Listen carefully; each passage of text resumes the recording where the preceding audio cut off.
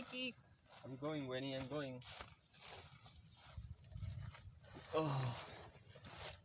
So, day 3 of Mudanza. Yes, it's been a disaster, but now we see the sun lately. So finally. Strong. Yeah, well, when you tell us what happened a little bit. Well, on Friday, which was the day that we picked to move, like a month ago, it just so happened that there's a, what's it called? Storm. Well, I'll tell you guys, like, we got like this storm, like, never rains in January here in Chile, never. And for the first time, like, we have all this like plan, like, okay, we get the permits with the government because all that's happening, and then suddenly realized that we will have a storm the day we were moving, and it was completely a disaster. We changed completely our schedules, like we have to bring a lot of things in the car that supposedly in the car only plants will go, so it was a disaster. And then like we arrived here and we couldn't like download things, so at the end we keep things in Conti, and now like in day 3 finally we're getting our things. Finally, the rain stops and sun comes out, and we have a big pile of stuff. A lot of stuff. Because we moved our whole apartment. We tried, of course, to like sell things and give things away, but you just have a lot of stuff and you don't realize it. So now we have the fun and challenge of getting all of this sort of down the hill and situated in the tiny house and sort of see how everything's gonna fit or not. Yeah, well, that's true. But it's kind of nice because we had 2 days here basically like camping with none of our belongings, just us in the little house and kind of checking every day the weather and waiting. And it gave us some time to reflect and kind of absorb the Yeah. magnitude of this change. Uh, just sort of like, wow, we just did that. This is happening. So that's been fun and interesting. Um, and now we have a whole lot to do. So Yeah, well, that's kind of nice, you know? a lot to do. A lot. But it's the fun part. Yeah. Okay, guys, I'm gonna take the camera now. So To the tiny house. let's show them all we have, all the crap we have.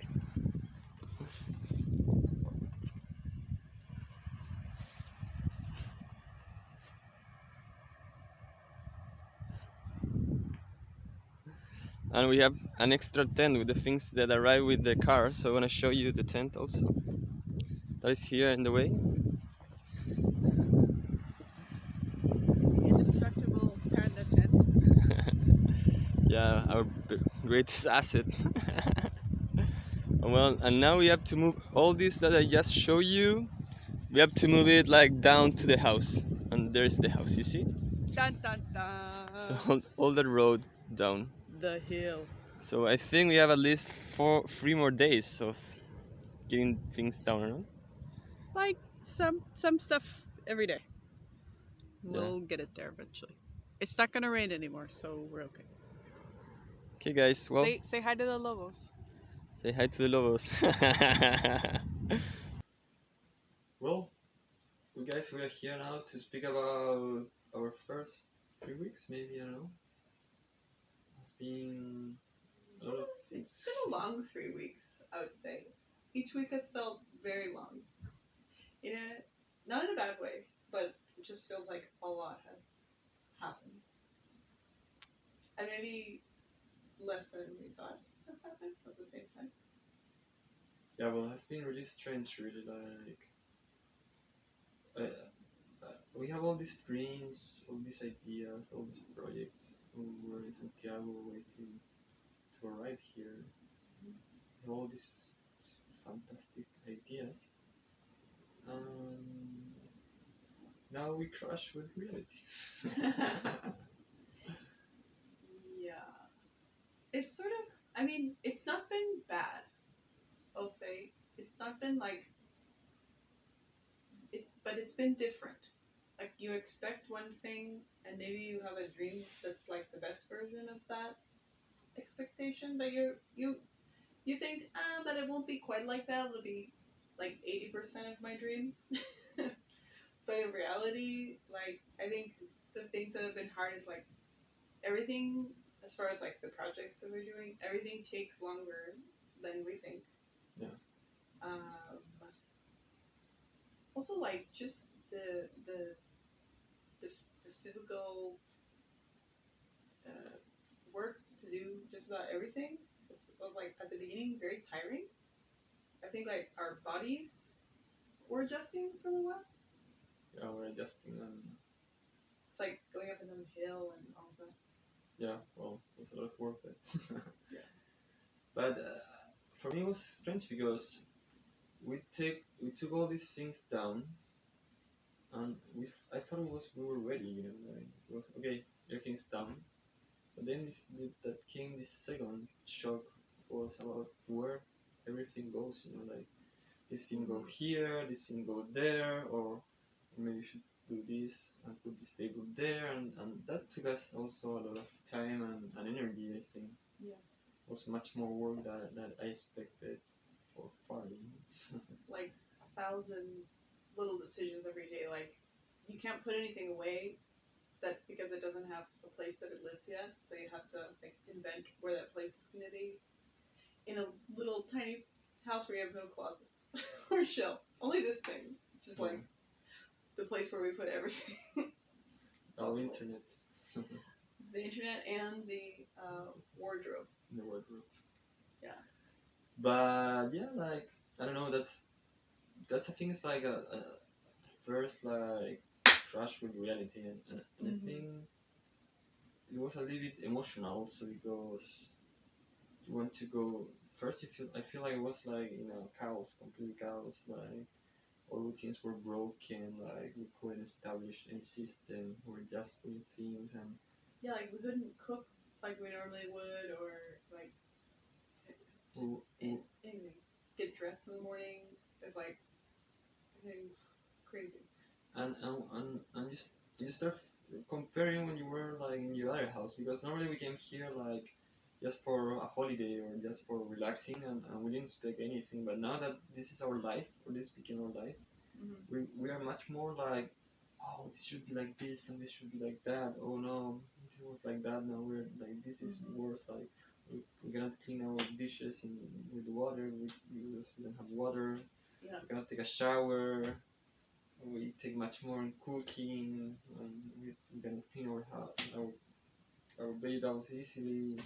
I think I expected that we would be more like able to be chill about living a camping lifestyle for the long term, but like in reality, you're the same person that lived in the city with your like little schedules and everything, and you come here and you're the same person. So I'm surprised at how much we were like, no, we need to like use a plate for that. You know, don't just like don't just pick it up and like use, you know, be like a proper human. And so we couldn't really just like come in here and like camp eternally. Yeah. We weren't really able to do it, or it cost. It was more difficult for us than I kind of expected. Also, I think those little bits of like home and sort of what's the word, like society type thing. You know, like having proper like, dishware and like having wine in a wine glass versus having wine in like whatever little cup you can find. Little things like that also made me feel more like we live here and we're good. You know, like we have it somewhat together because I'm drinking wine from an actual wine glass with a stem. So like we must be doing something right. You know what I mean? Those little touches. Yeah. So I think that's the first idea. I think like this like having this in your head and arriving to the reality and like adjusting. Then I think the second thing is circumstances. Like I was expecting to arrive here and I don't know, find wood, find materials for building, and there's like a scarcity of everything now. I was not expecting that at all. You know, like I wanted to have wood to build things, and it took me uh, 3 weeks. It's gonna took me to get that wood, and I want some things terciados. I don't know. Plywood. Plywood. Really explain what's causing this scarcity? Because it's been on the news here in Chile, even in Santiago. It's But like, I don't have clarity really. Like I feel like there's people saying something, people saying other thing. Yeah, there's scarcity. Well, but that's matter. But there's this thing that happened to us. But the things like why that's important for us because we wanted to build. We want to build things like. I think after adjusting, the second thing that happened to us is like we realized we need some services or there are important services for us to continue working or developing this project, you know, and I think like we realized that we are missing like a communications center or a place where we could have internet to continue doing that when his work.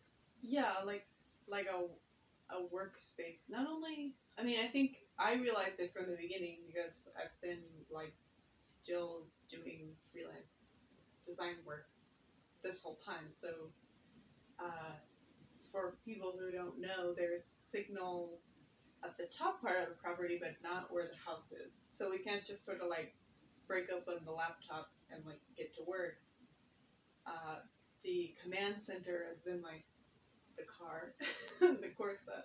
And that's when you realize, because you were like, wait, I have to like do all this stuff too. I have to do some of the videos and like all your things. And you're like, oh, yeah, we kind of like need a place to work that's not the car. And I was like, yeah, agreed. Yeah, well, we put the bathroom behind the working center or the co-work as we call it. Also. Like in our priority list. Yeah. Imagine that. It was like more important than like a bathroom. Yeah, and I realized I need like a space where to manage my SketchUps and design the things we're gonna build, and I need to answer mails, and I need to also like research. I want to make the blog for this project also, like to write there and update it, and also you know editing these videos also like I need that spot, and also like to communicate with my family or persons like.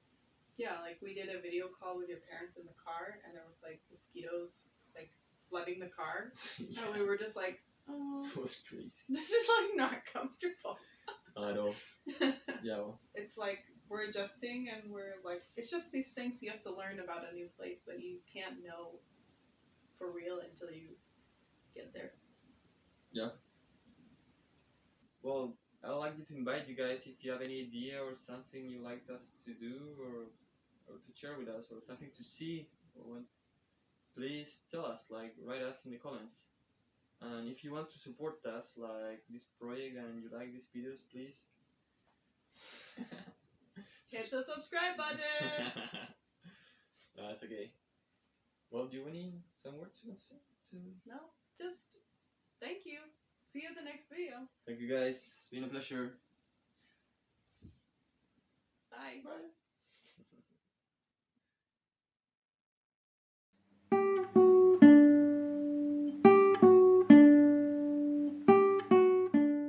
So yeah, it's a little weird. This fly, I'm like gonna have a Mike Pence moment. Well, we're having like fly problems, and we don't have any. We don't want to use any pesticides, so. If you know a way to take away the flies from the house, please write us. Help. Yeah. Well, help, please. We're so yeah, I would say